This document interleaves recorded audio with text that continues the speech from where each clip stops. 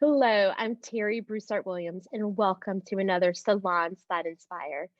We're going to give you the how and the why to build movements so that you can do them on your own. And I am so excited to introduce you to today's guests. They are the women of Lone Star Parity, an organization that helps to educate all of Texas and the world on why and how women should run for office. Ladies, welcome. Hi, thank you for having us here. We're so excited. Thanks, Yes. Terri. And I want to start with you, Adriana. Would love for you to tell us who you are, where you live, and how you came to being part of this fabulous duo. Yeah, so my name is Adriana Maberry. I'm originally from California, and then I moved to Texas after doing my undergrad. I have family members there, so that's what brought me to Dallas. I ended up getting a job with the city and then going for my master's at UT Dallas, which is where Brooke and I met. A few years into that, we started Lone Star Parity Project, and now I live in Washington, D.C., where I still work on Texas politics. So I'm still in the realm, just not physically there, which none of us kind of are at this point. Everything's, because of COVID, we're all online. So it's been interesting, during these times, but it kind of didn't change how we run things. So that's going pretty smooth. Brooke? Hi, Terri. So my name is Brooke Lopez. I am also a co-founder and the features director for Lone Star Parity Project. I came across Adriana and all of her research guru expertise when we were both students at UT Dallas. Now we're both alums, so we're very proud of saying that we went to UTD together. And we were involved in it was the Texas Civic Ambassador Program. So we were able to work with the Annette Strauss Institute and a lot of other nonpartisan organizations that helped us build the Lone Star Parity Project. So that kind of came together. It's a mind baby of Adriana and I's. I have personal experience in Texas politics because I ran for city council when I was 18, and now I currently go to law school. So I was able to work with Adriana to put my personal experience in Texas politics with her amazing and incredible research skills, and we came together to make what is now Lone Star Parity Project. So I've known you guys for what, 2 years? Mm-hmm. But I think for the first time I put two and two together, that all my worlds are coming together now. So I sit on the board of Annette Strauss, but I had no idea that you two met through the Texas Civic Ambassador Program. So I always think of you, Brooke, as part of the summer program that's held every other year as part of the legislative cycle. Remind me the name of that? New Leadership. Yes, yeah, that's New where Leadership. You and I met, was New Leadership. Yes, it's such a small Texas political world. The longer we're in it, the smaller it gets. It's crazy. So true. But I want to pick the conversation up from something that you said, Brooke, about, running for office at the age of 18. That is a tremendous feat. And I know that people ask you about it all the time. So I don't want to ask some of the obvious questions. I want to get into how it served as a catalyst for the work that you all are doing now through Lone Star Parity. So when I ran for city council, I really did not have much political experience. I had done some state legislature lobbying on different bills I was really passionate about, and I worked on drafting a bill that ultimately didn't pass that cycle that I was working on it, but I was working with my local state representative, and then I started to realize that I had a lot of things that I really wanted to change in local politics, but I didn't really have a connection with any of my council people at the time. So I decided to jump in and run for myself because I had the experience writing legislation. I had looked at all of the council people and I was like, I could definitely do what they do. And I feel like if I hadn't done it so young, I might have not felt as confident in myself or in my ability. And so I ran, and I learned a lot about what local politics look like, but definitely what Texas politics looked like. I ran in a fairly conservative community that isn't as welcoming to Latinas like myself. So I was the first Latina to run for city council and the youngest candidate to run for city council. And it ended up being a positive experience because I learned a lot about things that I wanted to build in myself, but also things that I saw in my community that I wanted to really work to change. But I also had some negative experiences, like I was discriminated against because I was Latina, because I was young, because I had graduated high school there. I mean, just about any identity that I had in relation to that city, I was discriminated against because of it. And so I started to learn more and more during college about what it really looked like for a woman to run for office, and even more so, Black and Brown women, women of color, to actually run and face these kind of barriers that I realized male counterparts weren't facing. Because fun fact, the year that I ran at 18, there was actually a boy who ran at 18 in a nearby city and won. And he did, and it's incredible because he's a young person, and I feel like everyone should have a voice and a seat at the table. But it was eye-opening because I realized I was way more qualified on paper, and I had all of these ideas, but it didn't change the fact that the city looked at me for what my identities were, not what I brought to the table. So it kind of pushed me into Lone Star Parity Project and wanting to work to help and make sure that young women like myself weren't discriminated against, but also that we could provide a platform for other women candidates who might have not been given the same platform otherwise through local media. Yeah, and by telling their story, which is so powerful. You know, speaking of telling stories, we actually have a story about you at Movement Maker Collective. So I want to encourage everyone to head over to the blog to read more about Brooke and some of the adversity she faced as she ran for office at the age of 18. Adriana, so you are the person that brings to life some of the disparities that women face in Texas, and that's through the data and the research. So I'd love for you just to share more about how you do that to uphold the mission of the organization. Yeah, so like Brooke was saying, we met through the TCA program. And during that time, I was working on my master's in GIS, which is mapping analysis. And so that's kind of where my data background is. And it's important in the context of what I work in to always look at regional differences and such. And so the aspect of regional difference and of the diversity of women hasn't been captured at the local level. So what Brooke realized as she was researching for her undergrad thesis was that the data doesn't even exist out there. It exists at the high levels you can usually find statewide positions like governor, or in Texas Railroad Commissioner, positions like that. You can find congressional representatives. You can find sometimes like state house reps, state senate reps. But then in Texas, all judicial positions are elected, all county level, our local level, municipality positions. There's so much out there that we don't know about. And so that's kind of what we're trying to do, is fill in those gaps. And then, so that's where like the numbers come in. And the numbers can only get us like so far in understanding. I mean, it also kind of it strips away all the beauty and storytelling of what women bring to office. And so that's our first thing that we're trying to accomplish, is fill in those gaps. But then we also, do the feature side of it, which is telling the stories of women and trying to gather that like rich information of why women run, of what issues they, like Brooke faced certain ones, other people would face others, just bringing that to light, kind of filling in that information of how prevalent that is in Texas. And then kind of looking at the differences in, like, if you run in a rural area or urban area, or if it's, in the Rio Grande Basin, or just like all those different things that may make a difference in someone running and why they might not.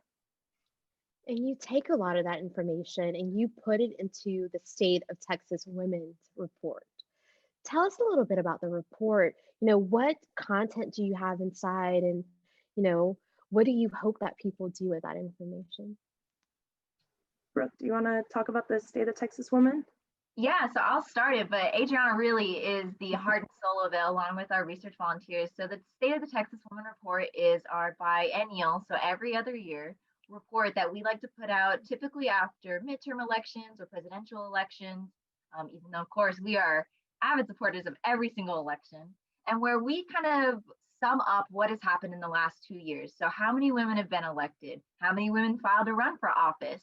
And we start with the numbers, but we also provide a summary of how many women we interviewed, how many different stories we captured, and a little bit about the qualitative data points too. So, we found some things in our first State of the Texas Woman that were kind of unique. Like the majority of the women that we interviewed and that we saw as candidates personally that we interacted with tended to be lawyers, which is a very impressive quality and characteristic that is not being captured right now about candidates, right? So why do folks in the legal field, especially women candidates, feel more compelled to run for office?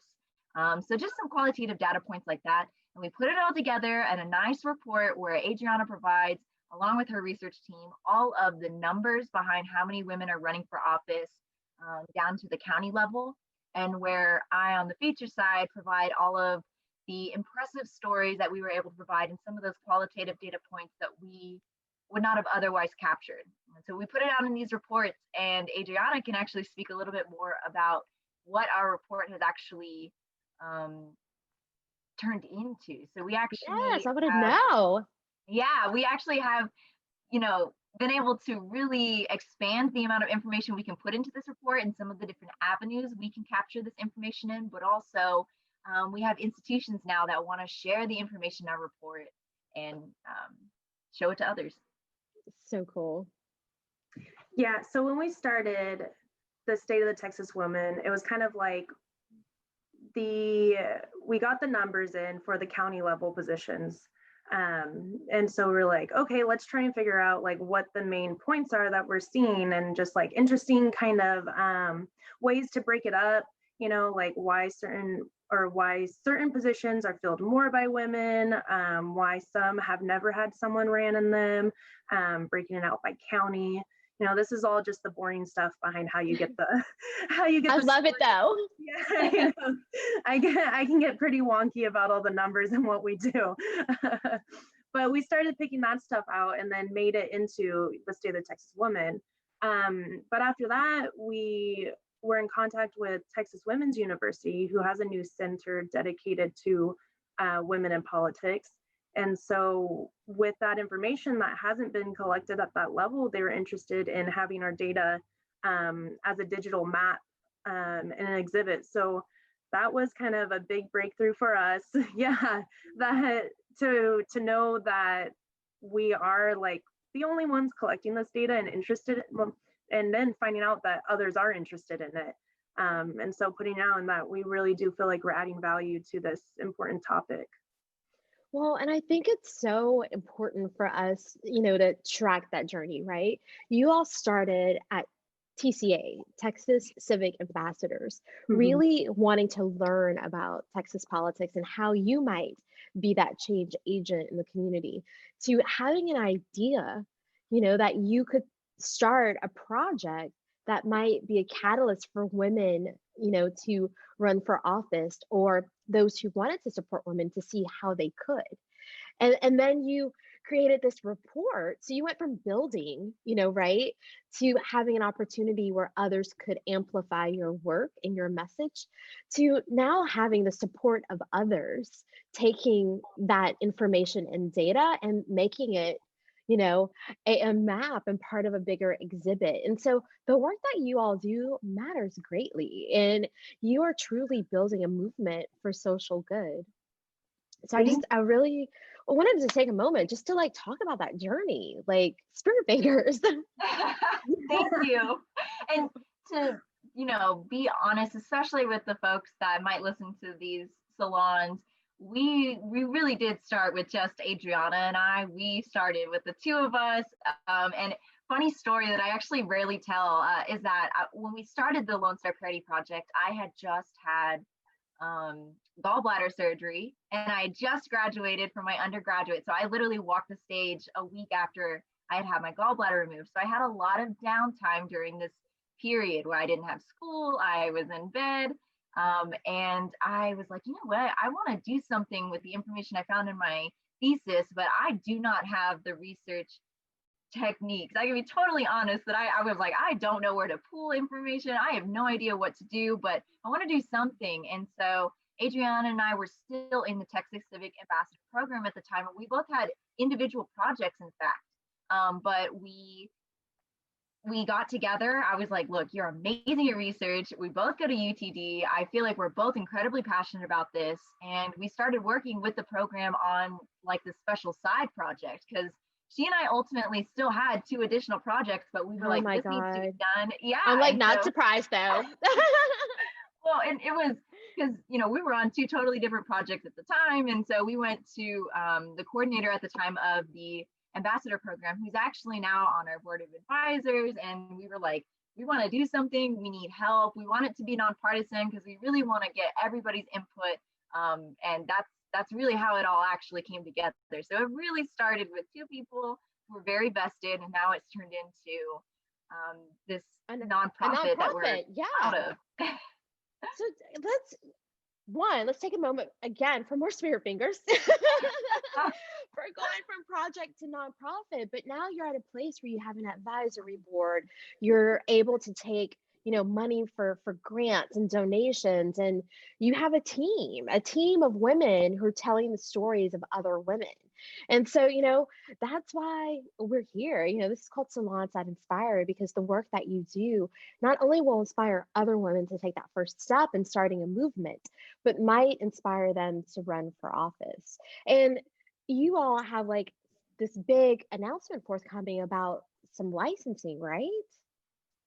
Yeah, so I'll let Adriana talk more about it, but we were able to license our data at Texas A&M University, which I know Adriana touched on a little bit, but this is the first for us. It was something very new, contracts and research and money, and it was very scary for us to be really transparent and vulnerable about it. We are just 2 folks that didn't know what we were doing, but Adriana definitely was the entire mastermind behind the licensing. So I'll let her. Yeah, I mean, so we talked about the licensing is what goes into the digital exhibit at TWU.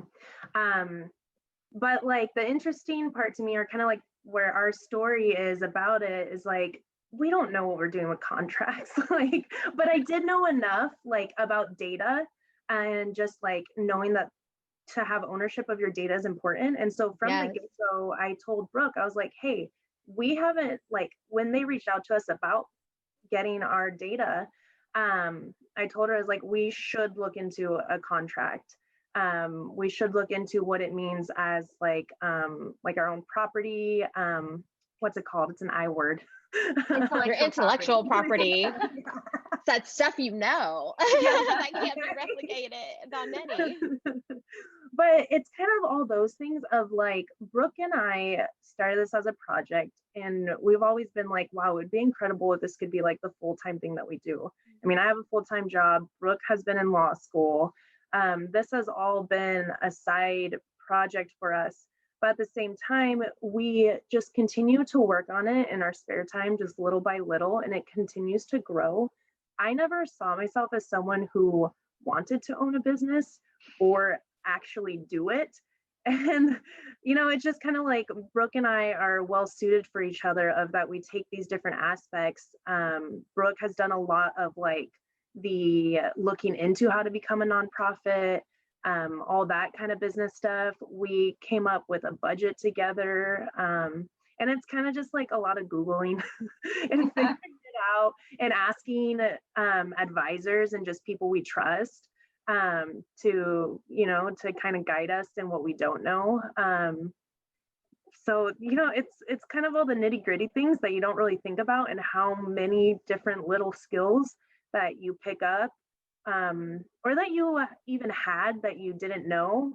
It's, at the end of the day, it's all it takes is like a little curiosity. Brooke and I, like, aren't that special in the in like how we started it. It's just that we wanted to, and so we did, you know. And so that's kind of like anybody could do what we're doing. It just and it's great to do it with someone else. That's one other Yeah. thing. Like a main takeaway from this entire experience is like I have Brooke to share our successes with, and no one else really understands the process through it. And so it's really great to like when we get the emails about success, or even you know the ones that aren't so great, we'll call each other and talk about it, and it's great to have that. So you mentioned that you two are not special, that anyone can do this work. Well, you are special because you had a vision and you took action. I say that fire starters are people who see something that others ignore and they start a movement. So that makes you special, at least to me. But I do think that there are some skills that you shared that people could use as data points or as inspiration so that they can build, support, or amplify their own movement. So you all don't stop. Like, please keep us posted on what you're doing. Let us know how we can amplify your movements and continue to tell your story. So when your next report comes out or your exhibit starts, definitely let us know and we will share it with all the fire starters and movement makers who are part of our collective. Absolutely. Thank you, Terri. Thank you so much, Terri. Well, good luck. I'm so incredibly grateful to know you and just to be a part of this journey. You all have inspired me, and that's why we call this series Salons That Inspire. I'm Terri Broussard Williams, and I'm the founder of Movement Maker Collective. So I hope that you will visit us at movementmakercollective.com on Instagram or LinkedIn for more stories of fire starters like Adriana and Brooke and the Lone Star Parity. We'll see you next time.